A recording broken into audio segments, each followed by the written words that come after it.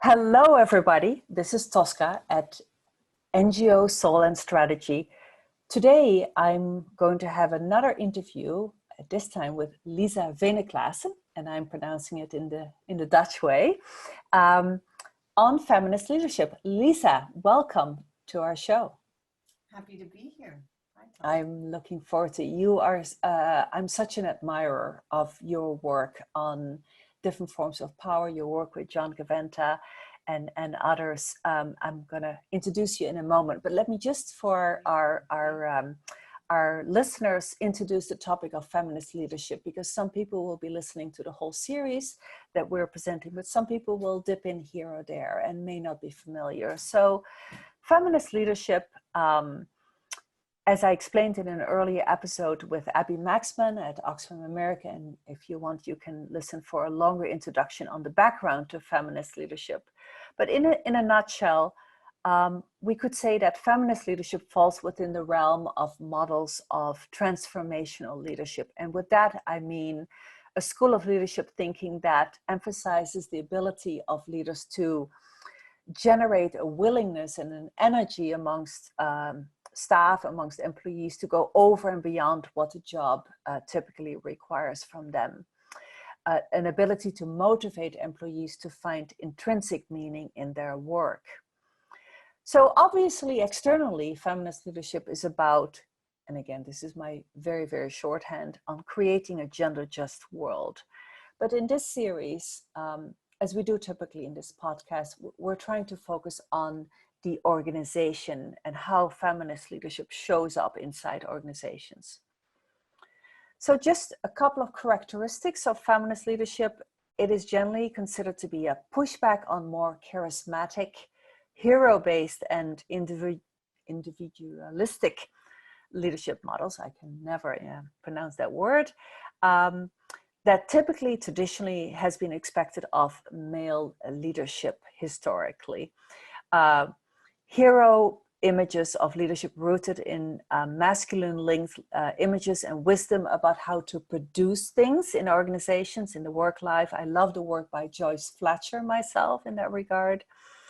Instead, feminist leadership aims for more wisdom, generating leadership that is about growing people amongst others, that is about shared leadership distributed throughout the organization, that is definitively post-heroic.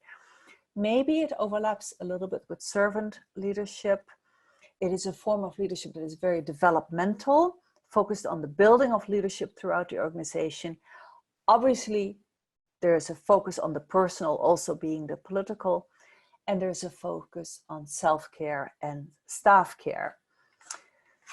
So the reason why I wanted this series on feminist leadership is because it's a little bit of an up-and-coming leadership model and aspiration. You see it in some big organizations, ActionAid, very much, Oxfam, some others, sometimes in some other development organizations. And I think that is very worthwhile. I also think it's time to interrogate a little bit why feminist leadership is on the rise, and what are the trade-offs, tensions, and limitations that it in turn offers within organizations. Because as a sector, we're kind of prone to fads, and I think it's useful to interrogate it a little bit. So Lisa, once again, welcome to our show. Thank you. Lisa is well known by many of you. Over 30 years, worked as an educator, a strategist, and an organization builder, was trained as a community organizer and popular educator in places like Nicaragua in Central America, has done a lot of work in the beginning of her career in Zimbabwe and in I see here Eastern Europe and Africa, preparations for the UN World Conference. You were the assistant director of the Global Women in Politics program at the Asia Foundation. And there's many, many more things that I could say, such as that you are very importantly, of course, you are a big thinker about how to integrate power and political analysis into development, the work with John Gaventa and the Institute for Development Studies on power analysis. You are also the founder and now the advisor, as you just told me, of Just Associates, which is this really important global women-led human rights network of activists and educators and scholars in 30 plus years. And you were also named one of the 200 women who will change the way you see the world, which just sounds fabulous to me. So Lisa, it's such an honor to have you in the show. Thank you so much. So let's go. What does feminist leadership mean to you? How do I see it when I enter an organization? How do I see feminist leadership in practice? I mean, I think you know, your definition is really, there are some really key things about the definition, and I think, you know, it's really, feminist leadership is creating a culture and organizational behavior that allows for and encourages you to come to the work as a whole person, and really as a political sort of being, and as someone who's shaped by race, class, gender, not just gendered, that is shaped by location, background, upbringing, ability, sexuality, and recognizes the how power operates both in terms of written rules and unwritten rules. And I think that's really, really important, and how we have internalized power in ways that silence us, that create shame, that create insecurities, and those show up in work. And we have to acknowledge that the written structures are not necessarily going to allow for and shift how people come into them and work together.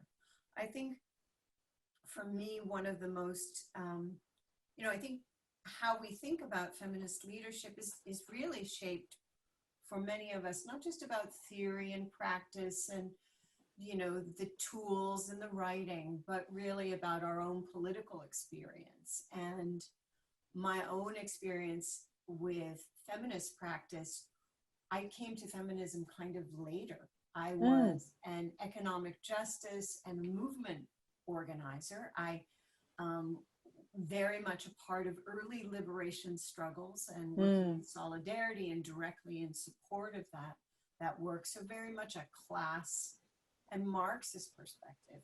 Yeah. But but trained as a community organizer in the sense, and popular educator, to really build a sense of shared consciousness and shared vision as critical for the trust and ability to work together collectively. And so that, I feel that that mixture is very key to how I have approached feminist leadership, that and shared leadership in particular, and really trying to recognize leadership in multiple forms and enable people to evolve and emerge and be courageous together. You know, I think a lot of feminists talk about safe spaces. Recently, a feminist that I really admire, you know, talks about the courageous operating system of feminist leadership in organizations. And it's creating a safe space that allows us to be creative, take risks, and allow our own leadership to emerge. And so I think I tried with others to practice that very radically in the building of JASS. And so you could see, you know, you can see in the organization, there is not one kind of set of skills or background that define the leaders within JASS. And people come in different ways and are allowed to emerge in and develop their skills and lead together differently. I think that's really key with feminism. Leading together differently, again, pointing to that kind of idea of shared and distributed leadership rather than having a few people in positional power, if you will, alone. Is that right? Yes, and I think it's really, you can't, when I look at the practice and I listen to others, I think there's a tendency to separate feminist leadership within organizations from the global historic political project of feminism, which is to really upend and change, disrupt how we understand power in hierarchies. And I think the most effective feminist leadership is always guided by and tagged to that larger historic political project of what I call democratizing democracy. A much more radical form of democracy that allows for cooperation, empathy, belonging, and that's a huge political project that we have. And I think it's really today much more informed by anti-racism, historically by class and understanding how class operates. Of course, the brilliant work of queer and LGBT activists have really shaped and enriched it, and we can see that practice today in lots of different places with queer activists. Black Lives Matter is a 101 on leadership. And something that you said at the very beginning, namely about these unwritten rules, that I would like to revisit towards the end of our interview, because I think that is not always so immediately intuitive to people who first come across feminist leadership or think the way they may think about organizations as such. So let's discuss a little bit some organizational scenarios and see how feminist leadership both shines, where its strengths are, where it might hit upon some limitations. I don't know, I started with that hypothesis. Let's see where there might be some limitations or tensions, and maybe there are not, who knows. Many tensions, dilemmas. Well, that's what I was hoping to discuss with you. So, and if there's, by the way, if there's a particular scenario you're thinking of where you know that tension to come up that I don't mention, please feel free to bring it up. So, leadership is about many, many, many things, obviously. It's amongst others about, especially if we think about organizational leadership, about balancing competing values and competing interests, right, at all times. Because as part of a whole of organization leadership, what kind of worthy interests and values, so values and interests that have worth of their own, might compete with those called for in feminist leadership? And how should leaders solve that conundrum? Yeah, I mean, there's the power dynamics and external pressures on organizations set up a number of conflicts with the principles and aspirations of feminist leadership. And some of those are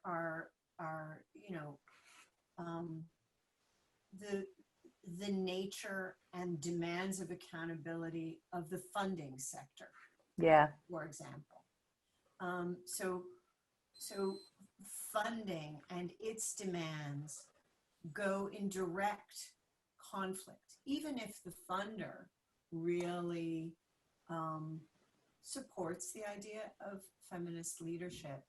Generally, the models of corporate hierarchies are expected, demanded by auditors who are assessing you and for the ways that you deliver on your work. And so,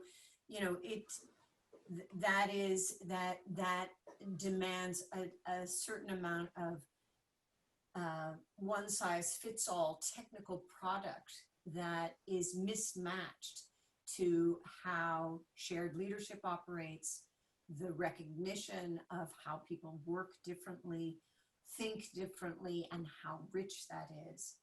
And so, you know, I think that the question of resources is broadly, not just funding. It's the question of time constraints, of pressures on people's lives outside of their work life.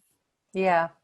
Are difficult. I think, you know, when you look at the standard HR models, they're not meant to understand and respond to people and a collective shared leadership model. You're meant to have hierarchies and lines of supervision. You mean that way.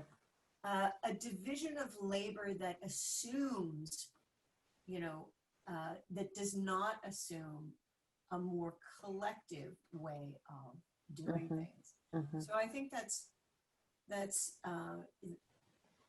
is the fundamental challenge. I also think, you know, because feminist leadership, like movement building, is the flavor of the month. Yeah.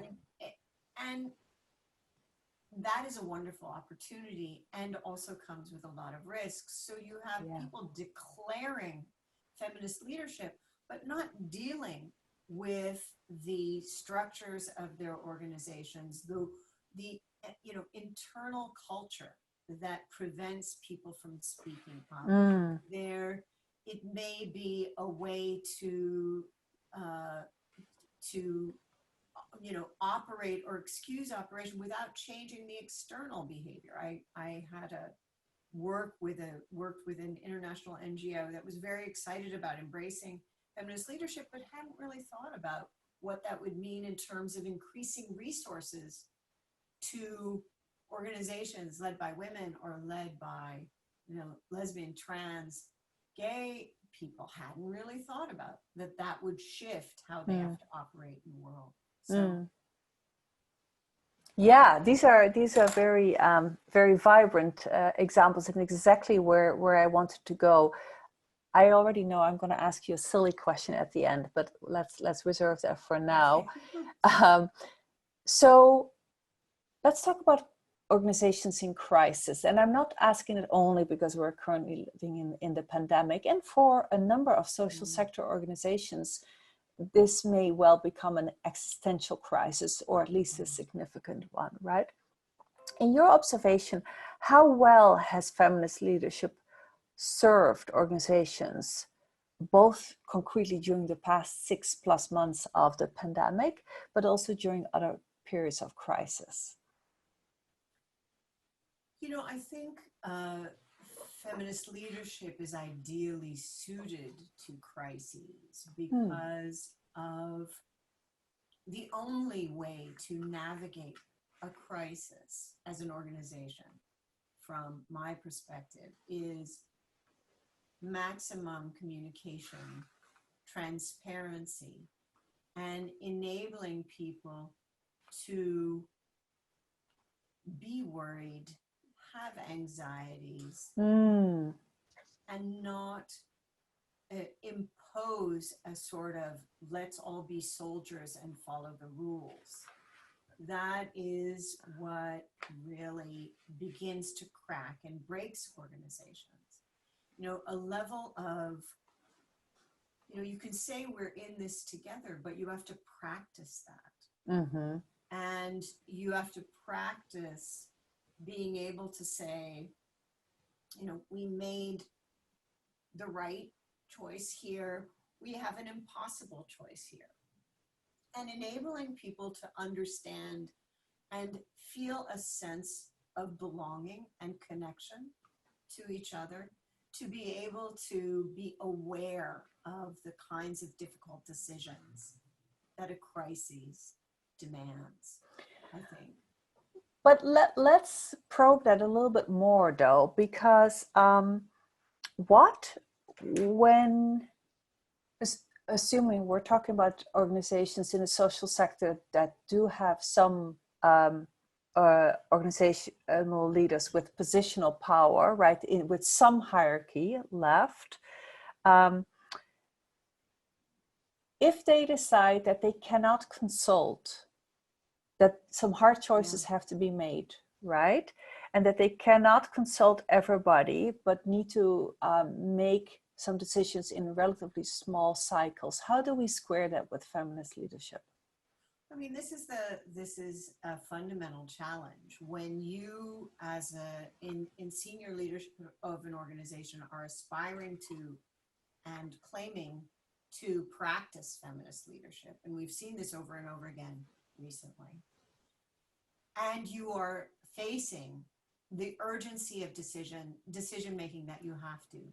Exactly. You know, I think there's the pitfalls of feminist leadership, and I've experienced it very much in my own life, is it sometimes it's misinterpreted as, okay, now we're a collective and all decisions will be made together and we're all equal, there is no hierarchy. Yeah. And that we will care for people even to the, you know, to a degree that kind of puts aside the whole purpose, the mission, survival or of the organization. So there's an expectation problem when you are living into a feminist practice that always has to be clarified. And the funny thing is, I often used to say in JASS, I know we are seeking to practice feminist leadership, but we are not a feminist collective. We are not a feminist collective. We are, you know, balancing the impossibility of multiple accountabilities. And so I think, you know, again, I think that it's easily perceived as you know, a sort of betrayal of feminist leadership. Exactly. And here, I think we have to do a much better job on you know, really helping folks understand that feminist leadership allows a certain level of humanness, and at the same time doesn't eliminate all the impossible dilemmas that leadership involves and the imperfect choices you are required to make. But it doesn't, you know, it's to explain, to communicate, to prepare people, and to treat people as humans and not just automatons in an organization. When that happens is critical. I mean, it's as important how you let people go and why you let people go in a crisis as how you hold on to them. I think, you know, I'm obviously referring to financial crises that are affecting organizations and that go with a bit of a crisis of legitimacy. I think there's the other crisis of a moment of reckoning that we're experiencing, really around racism and the deep structural racism that is just baked in to the international NGO sector. And with that, let's not forget the baked in sexism. So there's a reckoning of you know, anger and resentment that is exposing these things, and a lot of energy around let's start over again. Let's smash it and start over again. And I think that's coming from a place where persistent expectations have been raised and inadequate communication have really come into extreme conflict. And yeah. Yes. So you have you've put your finger right on where I was wondering whether we needed to go there. Let me ask you about one more dimension before we go back to the political.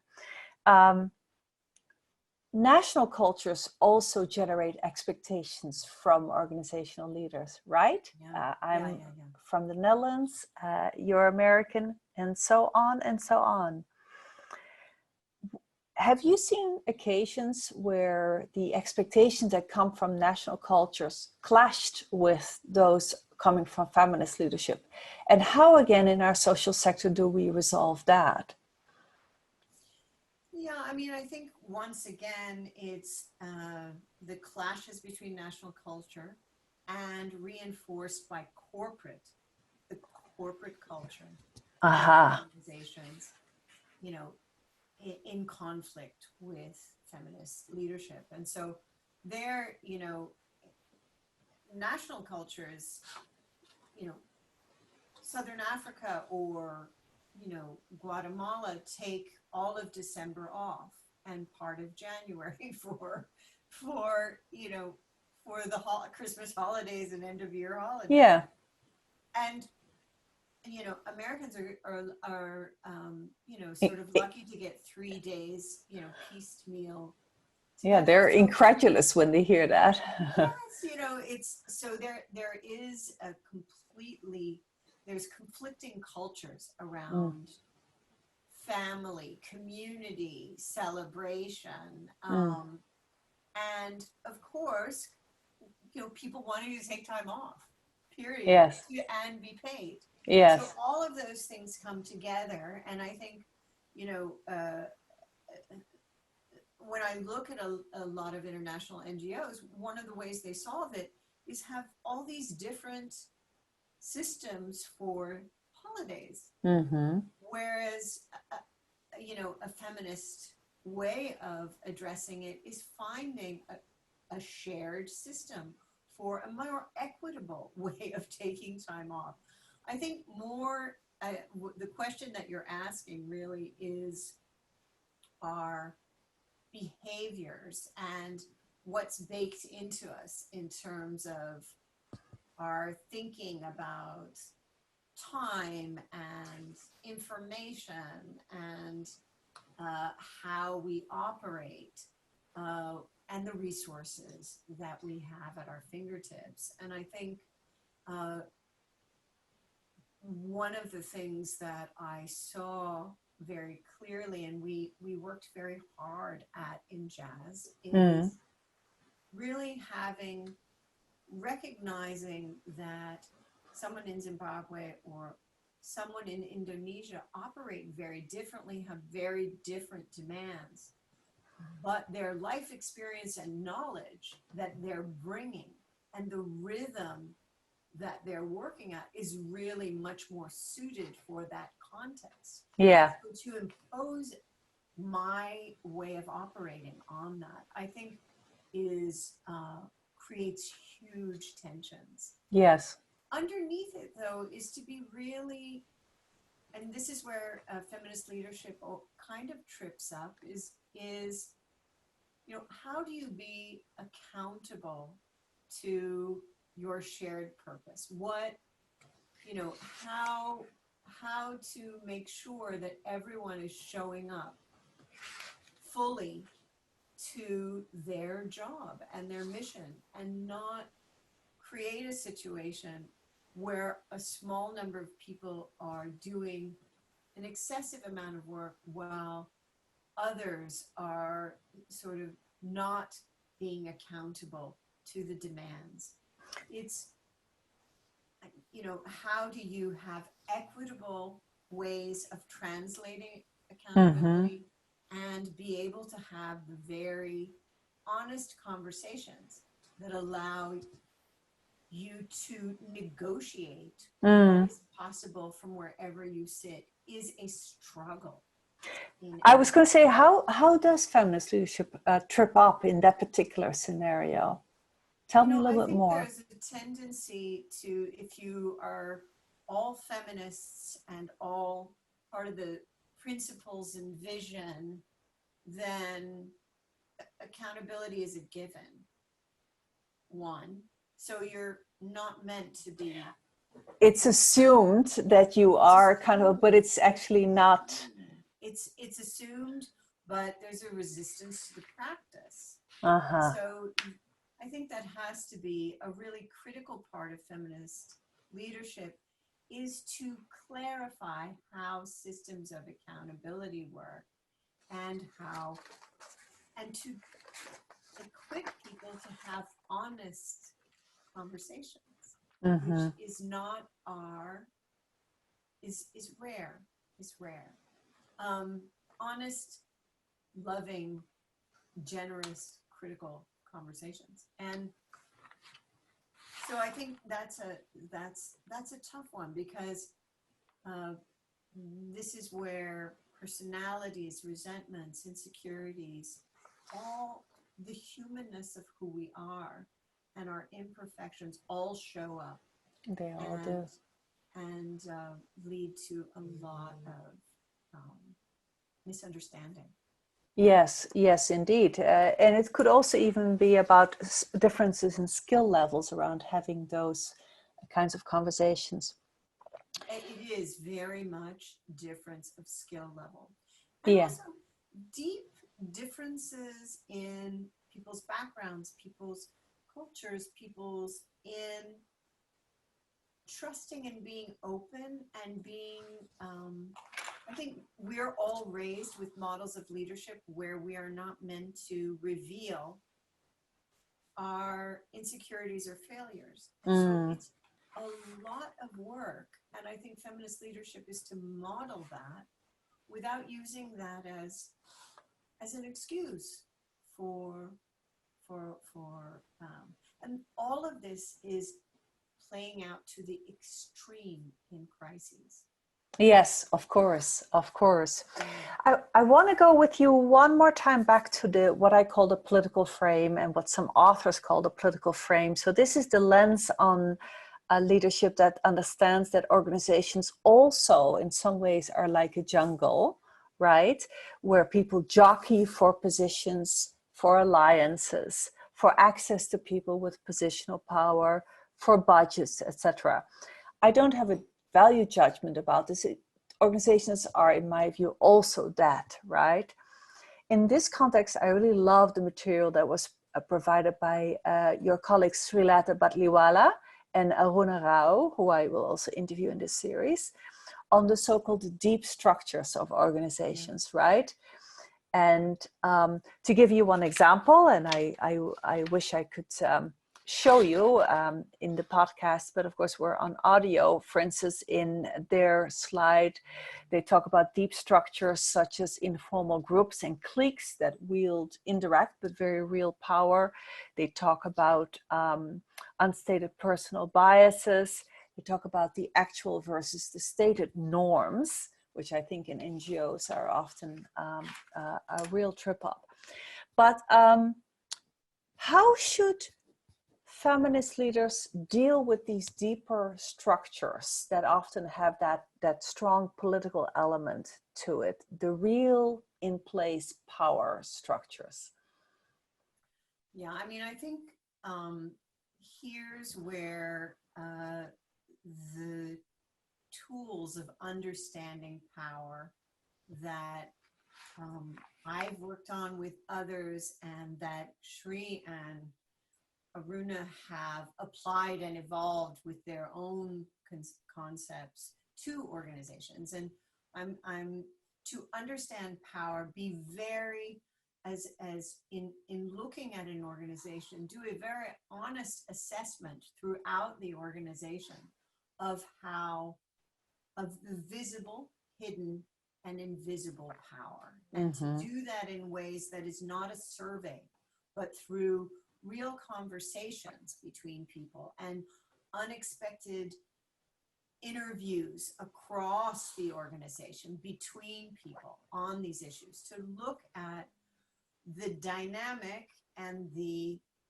realities of how the formal rules operate versus hidden forces who are the maybe not informal positions of power, the groups or individuals that have an outsized influence that override in some cases the formal rules and set the tone. And then fundamentally what's internalized in people, to really how do people perceive decision making? How do people perceive those rules? How do they perceive themselves and each other? And this is where gender, race, class, context, sexuality are operating in huge ways, and how easily certain behaviors are reflect and reinforce those unconscious, or they're not unconscious biases. That's an old term that I want to get rid of, but reflect those biases and those dynamics of power and privilege. I think it's really key to map that and work very consciously to make the ways of deciding and the ways of managing the most contentious issues of resources, visibility, time, decision making as transparent as possible. I think it's and how messy that is. And how messy that is. Yeah, and it's one thing to assess it, to map it. It's another thing then to say how to navigate it as informal or formal leader at whatever level, and how to either bypass or override, or in some ways not get tripped off with that when it comes to the mission, the pursuing the mission of the organization. So I have to ask.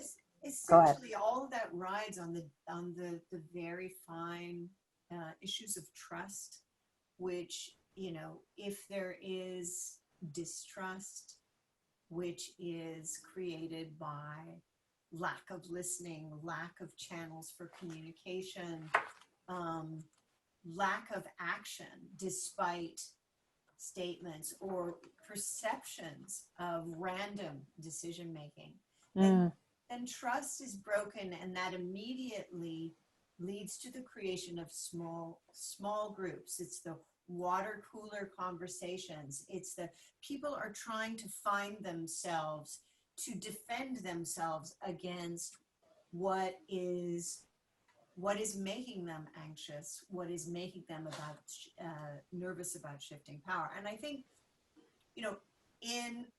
in the face of lots of urgencies, external urgencies, it's really incumbent on leaders to pause and give it time, and not, what I see the tendency is to throw some diversity and inclusion training, or some, resources, or some high price consultant, or, and not give it the time and the listening and the reboot it needs, which is worthy of the investment if the whole organization is going to navigate. Yeah, yeah. So now I have to ask you something silly. Okay, go. It sounds like such an ideal type of leadership, the living this leader. It sounds so aspirational.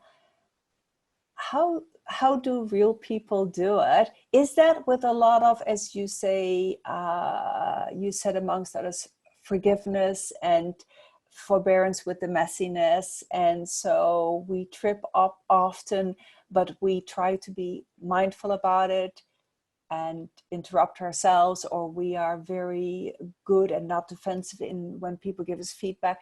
How do real people exercise feminist leadership?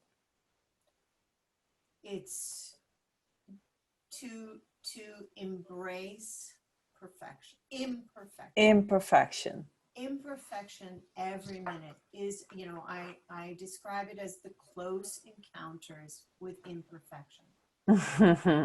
And to help people understand contradiction that is always dynamic. Right. The meaning of dilemma, when you have no good choices and not enough information, but, to really understand that. And so speaking of contradictions, it both the saying that I often use is that it's not about you. And at the same time, you must be more and more self-aware every day. Exactly. Yeah. So it's those are true things. And I think, as a woman or as someone who has been, shaped by internalized oppression around sexism, about racism, and so many other things, the insecurities that we bring to these problems and the resentment that we bring and our efforts to take everything on ourselves and blame ourselves are always present and alive, and to create room for forgiveness of each other and failures. I hear that too. Forgiveness. Also accountability. So those are the contradictions: forgiveness and accountability. It's not about you, and it's about a whole process and a whole bunch of different people. And at the same time, it's your business to be aware of where you're coming from and where and imperfections and dilemmas. It's really the essence. Oh, I love that. I loved what you said about, on the one hand, it's not about you, and on the other hand, it is about you becoming ever more self-aware. I love it when things that seem to be in at face value contradiction are actually both true, right? Well, I've loved this conversation. Lisa, if people want to learn more about you, where should they go? I mean, that's so interesting because you can, I haven't touched my LinkedIn since 2007. Yeah. So, they can, they can email me, actually. Stay tuned. I will think about how I will share more of my thinking and writing in the near future. That's the process that I'm going through now. But yes, I still use the email, that because I'm part of the JASS Associates community still, and that's how JASS works. We have people who are in decision making, and then many of us who support and are part of that community. So my email is lvk@jassassociates.com. I will put that with your permission then in the show notes for this episode. Lisa, thank you so much for your insights today, and thank you, listeners. If you found this podcast episode stimulating, then please help other social sector leaders find the podcast by leaving a review on your favorite podcast platform. I also, if you want to learn more about leadership models and including feminist leadership, we do have in our new book, Between Power and Irrelevance, The Future of Transnational NGOs, we have a chapter on our observations on leadership and leadership development, but also on some significant leadership blind spots as we see it in the sector. So you can find more information about that book on our website, fiveoaksconsulting.org. So this is Tosca, and I look forward to spending time with you on NGO, Soul and Strategy next time.